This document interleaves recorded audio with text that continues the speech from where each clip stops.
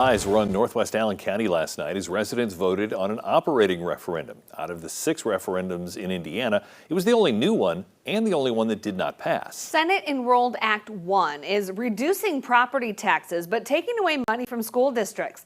That's why many districts across the state are thinking about introducing similar referendums. WANE 15's Ethan Dolan breaks down the numbers.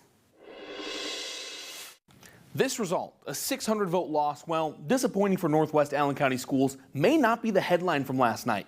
NACS might be the canary in the coal mine for the entire state. We've talked to NACS Superintendent Wayne Barker several times about last night's referendum, and he had this to say one day before the referendum.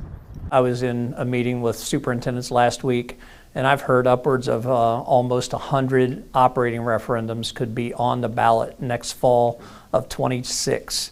And those are going to be somewhat related to things like we're trying to do, but many of them are going to be totally related to the impact of Senate Enrolled Act 1 and the negative impact that's going to have on those districts. Hearing that 100 referendums could sweep the state next year, I reached out to about 50 superintendents statewide with a poll, asking a few simple questions in an anonymous survey.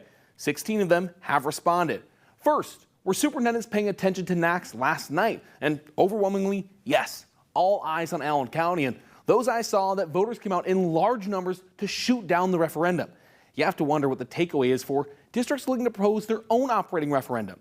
Second, do you believe Senate Enrolled Act 1 will lead to more of these operating referendums? Another unanimous yes. 100% of the 16 that answered said yes.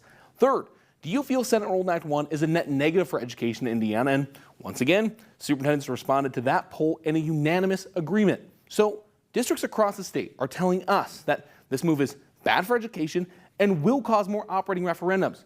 But do these schools already have operating referendums in the works? That's our final questions. And there's more parity here than in other questions, but there aren't any no votes.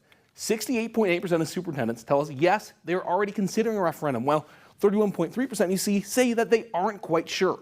Our data covers a little less than 5% of all superintendents, but if they're even close to representative of the more than 300 districts in Indiana, then Barker might not be far off by saying the Hoosier State will see 100 referendums next year.